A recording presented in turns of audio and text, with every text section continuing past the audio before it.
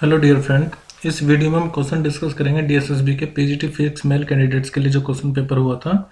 और इसमें हम डिस्कस करेंगे मेनली पार्ट 7 सेक्शन 7 का क्वेश्चन 1 है which one out of the following mentioned unit is not a fundamental unit, यानी कि इनमें से कौन सी फंडामेंटल यूनिट नहीं है। तो देखो 7 फंडामेंटल यूनिट होती है, जैसे लेंथ का ऐसा यूनिट होती है मीटर, अगर मास क्वांटिटी है तो उसकी किलोग्राम, टाइम की सेकंड, इलेक्ट्रिक करंट की एम्पियर, टेम्परेचर की केल्विन, ल्यूमिनस इंटेंसिटी की कैंडेला और अमाउंट ऑफ सब्सटेंस की मोल, और ये उसका सिंबल होगा। लेकिन यहाँ पर मोल, कैंडेला और सेकंड ये सब तो फंडामेंटल यूनिट है, जबकि न्यूटन को हम फंडामेंटल यूनिट इसलिए नहीं बोलेंगे क्योंकि देखो फोर्स बराबर होता है मास इंटू में एक्सेलरेशन। तो मास तो किलोग्राम में मेजर करते हैं, एक्सेलरेशन को मीटर पर सेकंड स्क्वायर में।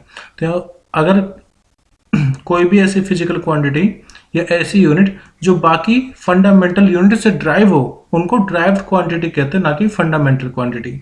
और ऐसे ये हमारी जो न्यूटन होगी वो ड्राइव्ड यूनिट होगी, ना कि फंडामेंटल यूनिट। नेक्स्ट है वैल्यू ऑफ कैपेसिटेंस किस पर डिपेंड करती है। देखो मैं दो एग्जांपल लेके चलता हूँ, एक तो स्फेयर और एक पैरेलल प्लेट। स्फेयर का कैपेसिटेंस होता है 4 पाई एप्सिलॉन नॉट आर, और पैरेलल प्लेट का कैपेसिटेंस का फॉर्मूला होता है epsilon naught A area of plate और D separation between the plate. तो आप ये देखो कि जो कैपेसिटेंस है वो साइज पर डिपेंड कर रहा है, मतलब कितना बड़ा रेडियस होगा, और यहाँ पर वो डिपेंड कर रहा है एरिया कितना बड़ा है और सेपरेशन कितना है प्लेट के बीच में। तो हम ये कह सकते हैं कि जो वैल्यू ऑफ कैपेसिटेंस होगी वो ज्योमेट्री पर डिपेंड करेगी। ज्योमेट्री मतलब शेप, साइज कैसा है, ठीक है। तो हमारा आंसर होगा geometry of the plate forming capacitor. आप ये नहीं कह सकते कि Q इक्वल टू सी भी होता है, ठीक है। तो सर Q तो डायरेक्टली सी पर डिपेंड कर रहा है, सी डायरेक्टली Q पर डिपेंड कर रहा है, ऐसा नहीं कह सकते। एक्चुअली हम ये मान के चलते हैं कि अगर आप मान लीजिए चार्ज बढ़ा रहे हो तो पोटेंशियल भी इंक्रीज होगा। तो एक कांस्टेंट टर्म यहाँ पर हम कैपेसिटेंस का सी लाते हैं। ये जो कांस्टेंट टर्म है ना सी, ये Q और V पर डिपेंड नहीं कर रहा फॉर अ पर्टिकुलर कैपेसिटर। ये Q और V पे डिपेंड नहीं करता, ये डिपेंड करता है कि शेप और सिमेट्री कैसी है, रेडियस कितना है, एरिया कितना है, सेपरेशन बिटवीन प्लेट कितना है। नेक्स्ट है इन कॉलम्स लो K Q1 Q2 upon R square. K क्या है, तो देखो K को हम लिखते हैं 1/4 पाई एप्सिलॉन नॉट, जिसकी वैल्यू होती है 9 × 10 की पावर 9। और अगर आपको इसकी यूनिट पता करनी है तो क्या हो जाएगी, देखो इसकी न्यूटन, फिर ये जाएगा इधर मीटर स्क्वायर, तो न्यूटन मीटर स्क्वायर और पर किलोग्राम, पर कोलम का स्क्वायर, क्योंकि चार्ज की कोलम होती है पर कोलम का स्क्वायर। तो K होता है 1/4 पाई epsilon naught. A capacitor consist of 2। देखो एक कैपेसिटर में दो चीज क्या होती है, देखो अगर मैं पैरेलल प्लेट कैपेसिटर की बात करूं तो उसमें दो मेटल प्लेट होंगी जो कि कुछ सेपरेशन पर अलाइंड होती है, कुछ सेपरेशन पर रखी होती है। लेट एरिया उसका ए है। तो हम कह सकते हैं capacitor consist of 2 conductor separated by an insulator, यानी कि यहाँ पर आप बीच में या तो एयर रखो या कोई डाइलेक्ट्रिक मीडियम इंसर्ट कर दो। तो हमारा सही आंसर होगा ऑप्शन 2। नेक्स्ट क्वेश्चन है 1 इलेक्ट्रॉन वोल्ट किसके बराबर होता है, तो वो होता है 1.6 × 10 की पावर -19 जूल के। नेक्स्ट है which of the following does not represent an error while describing errors. देखो चैप्टर 2 में क्लास 11th में एरर के बारे में पढ़ाया जाता है एनसीईआरटी में। तो इनमें से रैंडम एरर होती है, सिस्टमेटिक एरर होती है, इंस्ट्रूमेंट एरर जो इंस्ट्रूमेंट की वजह से हो। फंडामेंटल एरर कोई एरर नहीं होगी, फंडामेंटल क्वांटिटी तो होती है लेकिन कोई एरर नहीं होती। तो हमारा सही आंसर हो जाएगा ऑप्शन 3। नेक्स्ट है you should reject which of the following statement for charge describe in terms of charge on electron. तो यहाँ पर 100 ई, यहाँ पर -2 ई, यहाँ पर 3 ई और ये 2.1 ई। देखो क्वांटिजेशन ऑफ चार्ज कहता है कि किसी बॉडी पर जो चार्ज होगा वो हमेशा ई के इंटीग्रल मल्टीपल में होगा। एन का मतलब यहाँ पे या तो उसकी वैल्यू 0 हो या +-1 हो या +-2 हो या +-3 हो, इस तरह से। यानी कि एन की वैल्यू पॉइंट में नहीं होनी चाहिए, 1.5 2.5 ऐसे नहीं होनी चाहिए। तो यहाँ पर तो 2.1 है, तो इसलिए ये हम चार्ज को एक्सेप्ट नहीं कर सकते क्योंकि क्वांटाइजेशन ऑफ चार्ज को फॉलो नहीं करेगा। क्वेश्चन नंबर 8 है a 50 microfarad capacitor is connected to 220 volt supply, what charge it does take when the voltage is increase to 400 volt. तो जब वोल्टेज 400 वोल्ट हो जाएगी तब ये कितना चार्ज लेगा अगर कैपेसिटेंस की वैल्यू 50 माइक्रोफैराड है। तो देखो Q इक्वल टू होता है C इंटू में V।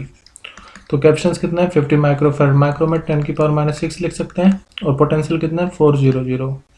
तो जब आप इसको सोल्व करेंगे आएगा 20 × 10 की पावर -3 कॉलम, यानी कि ऑप्शन 2 सही रहेगा। Question number 9 2 identical small conducting sphere have a charge of 2 × 10 की पावर -9 एंड -0.10 × 10 की पावर -9 कॉलम। जिनके बीच का सेपरेशन है 4 सेंटीमीटर। तो देखो मान लेते हैं कि पहले हमारे पास ये चार्ज Q1 है, इस पर चार्ज है 2 × 10⁻⁹ कूलम, और यहाँ से 4 सेंटीमीटर की दूरी पर कोई दूसरा चार्ज है Q2 मान लेते हैं इसको, इसकी वैल्यू -0.5 × 10⁻⁹ कूलम। अब इनके बीच में जो फोर्स है वो F1 गिवन है, और वो किसके इक्वल होगी, वो होगी K इंटू में Q1 Q2। देखो कूलम फोर्स का फॉर्मूला होता है K Q1 Q2 अपॉन में R²। K की वैल्यू 1/4πε0 होती है Q1 Q2 अपॉन में R²। तो एक तो सिचुएशन ये है। दूसरी सिचुएशन में ये दिया हुआ है कि अब ये इन दोनों को टच कर रहे हैं, मतलब पास ला करके टच कर रहे हैं, और फिर से उतने ही सेपरेशन पर रख दिया। तो मान लेते हैं इनको टच किया गया होगा, ठीक है। अब टच करने के बाद इनको फिर से अलग अलग रख दे रहे हैं, और सेपरेशन जो है वो उतने ही 4 सेंटीमीटर पे भी। अब होगा क्या कि जब आप इनको टच करोगे तो यहाँ पर होगा इंडक्शन, और जो टोटल चार्ज होगा वो इक्वली डिस्ट्रीब्यूट हो जाएगा। तो वो हमें फाइंड करेंगे। पहले F1 क्या होगा, F1 होगा K इंटू में Q1 इंटू में Q2 अपॉन में इनके बीच का सेपरेशन का स्क्वायर, ठीक है। और देखो K और R² यहाँ पर भी वही रहेगा और यहाँ पर भी यही रहेगा। तो मैं सिर्फ प्रोडक्ट देखूंगा Q1 Q2 का प्रोडक्ट किसका ज़्यादा होगा। तो F1 को अगर मैं देखूं तो वो हो जाए K अपॉन में R²। इसको मैं छेड़ूंगा नहीं क्योंकि मुझे इसकी जरूरत नहीं है। Q1 इंटू Q2 कितना होगा, बस आप ये देखो। तो Q1 कितना है, 2 × 10⁻⁹, फिर -0.5 इंटू में 10⁻⁹। तो ये कितना आ जाएगा, F1 आ जाएगा हमारा K अपॉन R², और माइनस आएगा यहाँ पर, और देखो 2 × 0.5 कितना हो जाएगा, 1, और 10⁻⁹ ये कितना हो जाएगा, 10⁻9×18। तो मैं इसको लिख सकता हूँ -K अपॉन R², 1 × 10⁻18। तो फर्स्ट केस में हमारी फोर्स आ गई F1। अब इनको जब टच कर रहे होंगे तो क्या होगा कि इन दोनों पर जो नया चार्ज आएगा वो क्या होगा, जैसे इन दोनों को पहले आप टच करो, टच करने पर टोटल जो नेट चार्ज हो जाएगा, टोटल नेट चार्ज वो कितना होगा, वो होगा Q1 + Q2, ठीक है। यानी कि 2 - 0.5, और देखो 10⁻⁻19 कॉमन है ना, तो मैं इसको बाहर लिख रहा हूँ। आप इन दोनों को आपको ऐड करना है, तो 2 × 10⁻⁻19 प्लस माइनस का 0.5 × 10⁻⁹। तो ये कितना बचेगा, और 2 में से 0.5 जाएगा तो 1.5 × 10⁻⁹ ये Q नेट होगा। लेकिन जो ईच पर अब चार्ज आएगा, यानी कि मैं मान लेता हूँ Q1 एंड Q2, तो जो Q1 और Q2 होगा वो इक्वल होगा, और वो बराबर होगा नेट चार्ज के हाफ के। ये होता है इंडक्शन में, जब भी दो बॉडी को पास लाया जा रहा है और उनको पास लाने के बाद दूर कर रहे हैं, तो पास लाने के दौरान उन पर जो चार्ज आ जाएगा वो होगा टोटल नेट फाइंड करो, और नेट फाइंड करके उसको 2 से डिवाइड कर दो, वही दोनों पर इक्वल चार्ज आ जाएगा। तो यहाँ पर 1.5 को 2 से डिवाइड कर देंगे, तो 1.5 अपॉन 2 इंटू में 10⁻⁻19, ये दोनों पर चार्ज आएगा Q1 और Q2 पर। अब इसको यहाँ से ये F1 हो गया, अब F2 निकालते हैं। तो देखो F2 का फॉर्मूला होगा, फॉर्मूला तो ये होगा K Q1 Q2 upon R²। K upon R² को मैं ऐसे ही रखूंगा क्योंकि K और R चेंज नहीं कर रहे हैं, मुझे F2 फाइंड करना है। F1 और F2 के बीच में रिलेशन पता करना है कितना होगा। तो K अपॉन में R² इंटू में जो नया दोनों पे चार्ज है ना Q1 × Q2 उसका प्रोडक्ट, तो F2 इक्वल टू हो जाएगा K अपॉन में R² इंटू में 1.5 अपॉन में 2 इंटू 10⁻⁻19। ये तो Q1 हो गया, Q2 भी तो उतना ही है, दोनों का प्रोडक्ट करोगे तो क्या हो जाएगा, स्क्वायर हो जाएगा। तो F2 कितना आएगा हमारे पास, K अपॉन में R² इंटू में 10⁻⁻19 का अगर आप स्क्वायर करोगे तो 10⁻⁻18 मिलेगा, ठीक है। और 1.5 का हाफ करके स्क्वायर करेंगे तो हमें मिलेगा 0.5625, तो मैं 0.56 ही लिख रहा हूँ इसको, इंटू 10⁻⁻18। वो आप देखो ये फोर्स है पॉजिटिव, ठीक है, यहाँ पर पॉजिटिव फोर्स है, ये फोर्स है नेगेटिव। जो पॉजिटिव फोर्स होगी वो बताएगी इन दोनों में उन दोनों में रिपल्सन होगा, क्योंकि दोनों पे चार्ज कैसा आ गया, पॉजिटिव। पॉजिटिव रिपल्सन करेंगे तो पॉजिटिव चार्ज आएगा। यहाँ पर नेगेटिव साइन ये रिप्रेजेंट कर रहा है कि इन दोनों में अट्रैक्शन था पहले। अब देखिए F2 जो है, F2 वो है 0.56 इंटू में K अपॉन R का स्क्वायर इंटू में 10⁻⁻18, और F1 कितना है, F1 है हमारे पास -1 इंटू में K अपॉन R² इंटू 10⁻⁻18। तो दोनों में फर्क कितना आ रहा है, इसमें 0.56 फैक्टर है और इसमें -1 का फैक्टर है, तो यहाँ पर -1 आ रहा है ना, तो इसका मतलब ये वैल्यू F1 लेस होगी F2 से, तो हमारा आंसर सही होगा ऑप्शन 4। अगर ये भी पॉजिटिव होती तब ये ग्रेटर होता, तो यहाँ पर -1 है ना, इसलिए -1 0.56 से स्मॉल होगा। Question number 10, Gauss law can be best compared with. देखो गॉस लॉ होता क्या है, ये बताता है जो इलेक्ट्रिक फ्लक्स होता है वो इक्वल होता है 1/ε0 times total charge enclosed within the Gaussian surface. और इलेक्ट्रिक फ्लक्स को हम E.ds भी तो लिख सकते हैं, E.ds, तो ये बराबर किसका होगा 1/ε0 इंटू में Q enclosed charge.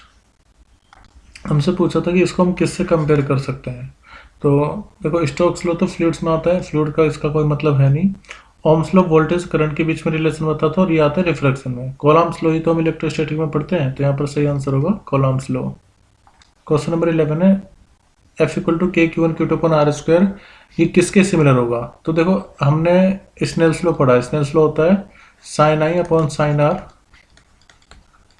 = μ2/μ1। Ohm's law होता है V = IR। ग्रेविटेशन फोर्स का फॉर्मूला होता है F = G m1m2/r²। मोजले लॉ होता है μ = A/z-1। तो सिमिलर किसके आ रहा है, जिसमें देखो force gravitation force inversely square law को फॉलो करती है, डायरेक्टली प्रोडक्ट पे डिपेंड करती है मास के। ऐसे यहाँ पर भी चार्ज के प्रोडक्ट पे डिपेंड कर रहा है और इनवर्सली r² पे डिपेंड कर रहा है, तो इसलिए हमारा सारा correct answer will be option 2। Next question है स्पेसिफिक चार्ज इलेक्ट्रॉन पे कितना होता है। देखो स्पेसिफिक चार्ज का मतलब है Q/ मास, यानी कि चार्ज का मास टू रेशो। अब चार्ज होता है 1.6 × 10⁻⁹ कूलम, किस पर, इलेक्ट्रॉन पर। और जो मास होता है इलेक्ट्रॉन का वो होता है 9.1 × 10⁻31। तो जब आप इसको डिवाइड करोगे तो हमें मिलेगा 1.75 × 10⁻12। तो हमारा सही आंसर होगा लगभग 1.76 10⁻12 कूलम पर किलोग्राम। नेक्स्ट है इलेक्ट्रिक फील्ड कितना होगा सेंटर ऑफ रिंग पे। तो देखो अगर ये सेंटर ऑफ रिंग है तो इसमें आप जितने भी चार्ज आप रख रहे होंगे वो सब रिंग के सर्कमफ्रेंस पर फैल जाएंगे इक्वली। तो होगा क्या कि मान लो ये वाला चार्ज है, इसकी इलेक्ट्रिक फील्ड इस तरफ होगी और ये वाला चार्ज इसकी फील्ड इस तरफ। ऐसे ही यहाँ पर जो चार्ज है इसकी इलेक्ट्रिक फील्ड इधर होगी और इसकी यहाँ पर जो इसके अपोजिट में चार्ज होगा उसकी इलेक्ट्रिक फील्ड इधर। ऐसे मतलब सब एक दूसरे के आमने सामने वाले जो भी चार्ज होंगे इलेक्ट्रिक फील्ड को कैंसिल कर देंगे क्योंकि इक्वल एंड अपोजिट होगा। तो नेट इलेक्ट्रिक फील्ड जो होगी सेंटर ऑफ रिंग पर वो रहेगी 0। दूसरा आप इसको गॉस लॉ भी अप्लाई कर सकते हैं। जैसे मान लो एक रिंग है, रिंग के जो भी चार्ज होगा वो पेरिफेरल पर होगा। और अगर आपको इनसाइड इलेक्ट्रिक फील्ड देखनी है तो इनसाइड इलेक्ट्रिक फील्ड देखने के लिए आप यहाँ पर कोई गॉसियन सरफेस मान लो अंदर, तो E.ds = किसके बराबर होगा Q/ε0 के। अब इस गॉसियन सरफेस के अंदर तो कोई चार्ज नहीं है ना, तो Q की वैल्यू 0 होगी तो इलेक्ट्रिक फील्ड भी कितनी हो जाएगी 0। तो आप कैसे भी कर सकते हैं, आंसर आएगा 0। क्वेश्चन नंबर 14 है कैपेसिटर की एनर्जी आपको गिवन है और उसका कैपेसिटेंस गिवन है, पोटेंशियल डिफरेंस भी कितना होगा ये बताना है। तो देखो पोटेंशियल एनर्जी का फॉर्मूला होता है ½ CV²। तो U कितना 0.5 = 1/2। कैपेसिटेंस की वैल्यू 1 माइक्रोफेराड है, तो माइक्रो मतलब 10⁻6 और V का स्क्वायर, तो ये हो जाएगा 2 × 0.5 मतलब 1 और 10⁻6 इधर आएगा तो 10⁻6 V² हो जाएगा। तो V कितना आ जाएगा 10⁻3 वोल्ट, यानी कि 1000 volt. Question number 15 the equivalent of series of a capacitance is always. देखो मैं पहले दोनों फॉर्मूला बताता हूँ, सीरीज के भी और पैरेलल के भी। अगर मान लीजिए आप कैपेसिटेंस को सीरीज में ऐड कर रहे हैं तो उसके लिए जो फॉर्मूला आता है वो आता है 1/C इक्विवेलेंट = 1/C1 + 1/C2, जितने भी आपको रेसिप्रोकली ऐड करने होते हैं। और अगर आप पैरेलल में कनेक्ट कर रहे हो कैपेसिटर को तो उसके लिए जो फॉर्मूला होता है वो होता है C इक्विवेलेंट = C1 + C2 + जितने भी हो डायरेक्टली आपको ऐड करना है। तो होगा क्या, पैरेलल में जितने भी कैपेसिटेंस है आप उनको डायरेक्टली ऐड कर रहे हो, तो जो इक्विवेलेंट रेजिस्टेंस आएगा, जो भी इक्विवेलेंट रेजिस्टेंस आएगा वो हमेशा ग्रेटर होगा किससे, जो भी आपके पास पैरेलल में जो भी रेजिस्टेंस कनेक्टेड है, जो भी कैपेसिटेंस कनेक्टेड है ना, उनसे उनमें जो भी मैक्सिमम वैल्यू रखता होगा। जैसे मान लो 3 मैं ले रहा हूँ 6, 1 2 और 1 3 का, तो जो इक्विवेलेंट आएगा वो कितना आएगा, वो आएगा 6 + 2 + 3, यानी कि 6 और 2 8 और 3 11। यानी कि जो इक्विवेलेंट कैपेसिटेंस आया है वो 11 आया है, वो 6 से भी ज़्यादा होगा। तो पैरेलल में हमेशा इक्विवेलेंट रेजिस्टेंस ज़्यादा होता है, जबकि अगर हम सीरीज की बात करें तो सीरीज में हम रेसिप्रोकली ऐड कर रहे हैं, तो जो इक्विवेलेंट रेजिस्टेंस आएगा वो हमेशा लेस होगा जो भी मिनिमम रेजिस्टेंस इस सर्किट में कनेक्ट होगा, सॉरी मिनिमम कैपेसिटर जो भी कनेक्ट होगा उससे लेस होगा। तो हमारा सही आंसर क्या होगा, less than the least capacitance in the series. यानी कि मैंने वही बताया, जैसे अगर मान लीजिए ए के 1, ए के 2 और ए के 3, तो जो इक्विवेलेंट रेजिस्टेंस आप निकालोगे ना वो 1 से भी कम ही आएगा सीरीज में। पैरेलल में जो इक्विवेलेंट रेजिस्टेंस आता है वो ग्रेटर होता है ग्रेटेस्ट कैपेसिटेंस इन द, ये पैरेलल के लिए बात, ठीक है। तो पैरेलल के लिए ग्रेटर होगा और सीरीज के लिए लीस्ट होगा। नेक्स्ट है, अगर कोई होलो स्फेरिकल कैपेसिटर है तो उसके लिए इलेक्ट्रिक फील्ड कितनी होगी अंदर। तो देखो अगर आप गॉस लॉ अप्लाई करो तो भी आंसर 0 ही आएगा, क्योंकि अंदर कोई भी चार्ज रिसाइड होगा ही नहीं, जितना भी चार्ज होगा ऊपर सरफेस पर होगा, तो इसलिए आंसर होगा इलेक्ट्रिक फील्ड 0। चाहे स्फेरिकल कैपेसिटर हो, चाहे कोई मटेरियल बॉडी हो, मेटल की बॉडी हो, तो उसके अंदर भी होलो कैविटी हो, उसके अंदर भी इलेक्ट्रिक फील्ड 0 रहेगा। और अगर जैसे एक रिंग का हमने क्वेश्चन करते हैं, रिंग के अंदर भी सेंटर पर इलेक्ट्रिक फील्ड 0 रहेगी। नेक्स्ट है, principle of superposition can be applied to. देखो प्रिंसिपल ऑफ सुपरपोजिशन जो भी वेक्टर क्वांटिटी है, जैसे मान लीजिए एक किसी वेव का डिस्प्लेसमेंट है, ठीक है, या फोर्स है या इलेक्ट्रिक फील्ड है, तो आप उसके लिए प्रिंसिपल ऑफ सुपरपोजिशन अप्लाई कर सकते हैं। तो यहाँ पर सही क्या आंसर होगा, electrostatic force and electric field both. Wave optics में भी इसका इस्तेमाल करते हैं हम प्रिंसिपल ऑफ सुपरपोजिशन का। नेक्स्ट है, 1 वोल्ट किसके इक्वल होता है। तो आपने एक फॉर्मूला पढ़ा होगा, W equal to Q V. तो V इक्वल टू कितना होता है, W अपॉन में Q। W की SI यूनिट क्या होती है, जूल, और चार्ज की कोलॉम, तो आंसर आ जाए joule per coulomb. 1 volt equal to joule per coulomb. Next है, इफ देखो 1 coulomb equal to x times E where E is charge on electron. तो एक कोलॉम में कितने नंबर ऑफ पार्टिकल आएंगे, आपको यही फाइंड करना है। देखो Q इक्वल टू कितना होता है, Ne, अभी बताया था मैंने क्वांटिजेशन ऑफ चार्ज में। Q की वैल्यू कितनी दे रखी है, 1 कोलॉम। एन हमें फाइंड करना है, ए की वैल्यू कितनी होती है, 1.6 इंटू 10 की पावर माइनस 19 कोलॉम।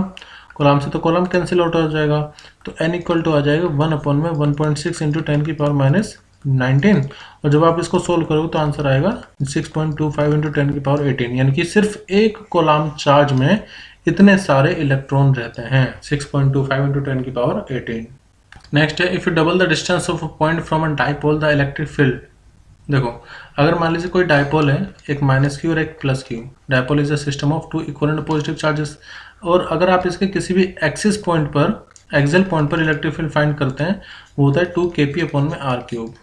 और अगर आप इक्वेटोरियल पॉइंट पर इलेक्ट्रिक फील्ड फाइंड करेंगे तो वो होता है kp अपॉन में r क्यूब, मतलब कि ई एक्सियल इसका 2 टाइम्स होता है। फिलहाल हमें बताना है कि अगर हम डिस्टेंस को डबल कर रहे हैं तो इलेक्ट्रिक फील्ड पर क्या इफेक्ट पड़ेगा। तो देखो आप जो इलेक्ट्रिक फील्ड है वो इन्वर्सली आर की क्यूब पर डिपेंड कर रहा है। तो जब आर को आप डबल करोगे, if U double the distance, यानी कि आर की वैल्यू को अगर आप डबल कर रहे हो तो इलेक्ट्रिक फील्ड कितने फैक्टर से ड्रॉप हो जाएगी, मतलब कम हो जाएगी। तो इसका मतलब ये हुआ कि ई डैश हो जाएगा 1 अपॉन आर डैश की क्यूब, और जो आर डैश है वो कितना है, पहले वाले के कंपेरिजन में डबल हो गया, यानी कि 2r की क्यूब। तो ई डैश कितना हो जाएगा, 1 अपॉन 2 2 8, मतलब 2 इंटू 2 इंटू 2 मतलब 8 आएगा, आर की क्यूब। तो हमें कह सकते हैं जो नई इलेक्ट्रिक फील्ड होगी वो 1/8 हो जाएगी, जो भी पहले इलेक्ट्रिक फील्ड रही होगी। तो अपना आंसर होगा 8, क्योंकि इलेक्ट्रिक फील्ड इन्वर्सली आर की क्यूब पर डिपेंड करती है। मैं आशा करता हूँ कि जितने भी क्वेश्चन हमने इस पार्ट में डिस्कस किए हैं वो सब आपको क्लियर हुए होंगे। अगर फिर भी कोई डाउट है तो आप मुझे कमेंट करके अपना डाउट पूछ सकते हैं। और अगर आपको सब कुछ समझ में आ गया है, सब कुछ क्लियर है और कुछ नया सीखा है तो लाइक करके मुझे ज़रूर बताएं। Thank you everyone, bye and take care.